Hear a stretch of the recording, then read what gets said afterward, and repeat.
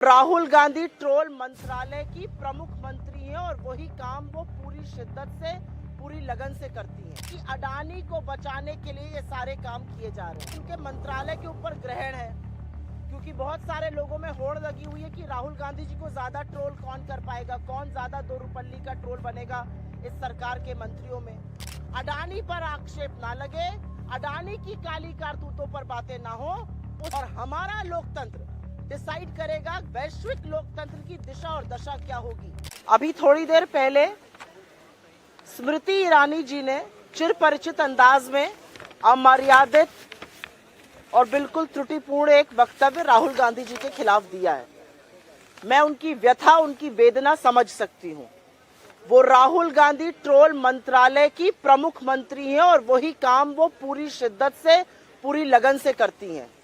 और फिर उन्होंने देखा कि उनके मंत्रालय के ऊपर ग्रहण है क्योंकि बहुत सारे लोगों में होड़ लगी हुई है कि राहुल गांधी जी को ज्यादा ट्रोल कौन कर पाएगा, कौन ज्यादा दो रुपल्ली का ट्रोल बनेगा इस सरकार के मंत्रियों में। उनको लगा कि अनुराग ठाकुर जी उनसे बाजी मार रहे हैं, तो मैडम ने आज फिर से कमान संभाल ली है और मैदान में कूद पड़ी है। लेकिन कुछ बातें जो उन्होंने कही हैं, जो सदन में कही जा रही हैं, सदन के बाहर कही जा रही हैं, उसके बारे में चर्चा कर लेना और उसके बारे में बोल लेना जरूरी है। और उसमें से पहली बात यह है कि राहुल गांधी जी ने ऐसा क्या कहा है जिससे बीजेपी इतनी विचलित है। क्योंकि हमारा अपना मानना है कि ये जो सारा तांडव अंदर मचाया जा रहा है, आप सोच सकते हैं कि सत्ता पक्ष खड़ा होकर खुद सदन की कार्यवाही नहीं होने दे रहा है। इससे बड़ा प्रमाण क्या होगा कि अडानी को बचाने के लिए ये सारे काम किए जा रहे हैं।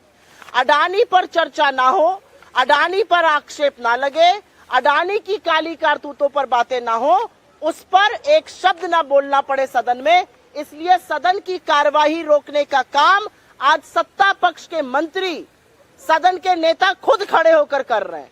नारेबाजी अब सत्ता पक्ष कर रहा है सदन में कि सदन ना चल पाए, और ये लोकतंत्र को क्षीण करना होता है।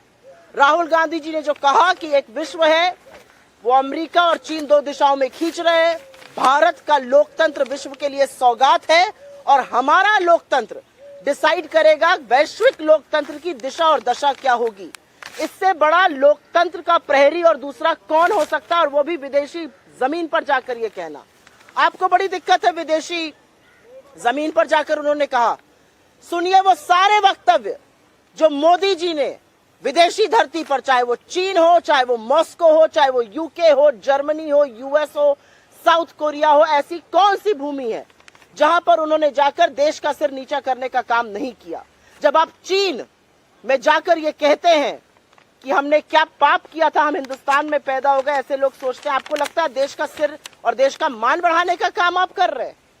और अब वापस मैं आना चाहती हूँ स्मृति ईरानी के वक्तव्य पे, और उस वक्तव्य पे आना इसलिए जरूरी है क्योंकि आपको दिक्कत हो सकती है राहुल गांधी जी ने क्या कहा, लेकिन प्रत्यक्षम किम प्रमाणम, आज सरकार जो सदन में कर रही है वो इस बात का प्रमाण है कि लोकतंत्र क्षीण हो रहा है। आप चुने हुए सांसद का एक वक्तव्य है, उसमें से 18 चीजें एक्सपंज कर देते हैं क्योंकि मोदी और अडानी का नाम साथ में है। ये लोकतंत्र को कमजोर करना नहीं है। आप प्रतिपक्ष के नेता, कांग्रेस के अध्यक्ष के बयान से नजर नहीं नजारों की बात करते हैं कि शेर को और तमामों चीजों को एक्सपंज कर देते हैं। ये लोकतंत्र का क्षीण होना नहीं है।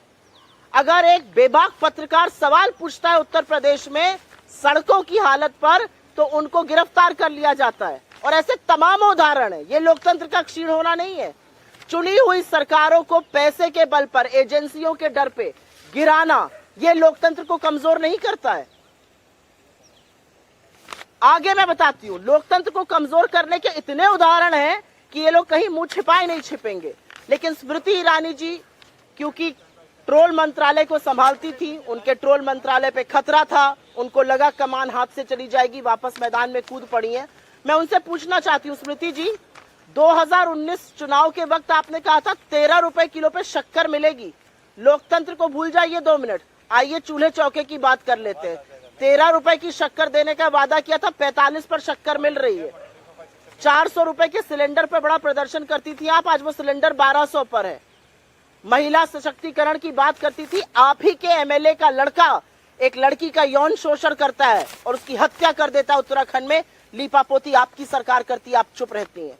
आपका विधायक दोषी पाया जाता है रेप का, आप चुप रहती हैं। आपके नेताओं के ऊपर यौन शोषण के आरोप रखते हैं, आप चुप रहती हैं। तो ये सिलेक्टिव आउटरीच जो स्मृति ईरानी का है वो सर्वथा गलत है। और मैं एक बात जरूर बोलना चाहती हूं, उन्होंने एक शब्द बोला, टुकड़े टुकड़े गैंग।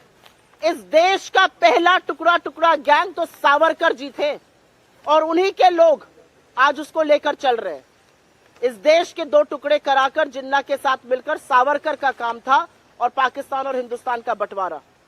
और यह सच है कि नरेंद्र मोदी जी आज भी वही काम कर रहे हैं। इस देश को भाषा के आधार पर, वेशभूषा के आधार पर, धर्म के आधार पर, जाति के आधार पर अगड़े को पिछड़े से लड़ाना, अगड़े को दलित से लड़ाना, हिंदू मुसलमान को लड़ाना। आपने तो मिजोरम और असम में गोलियां चलवाई हुई हैं, आपने कर्नाटक और महाराष्ट्र को भिड़ाया हुआ है।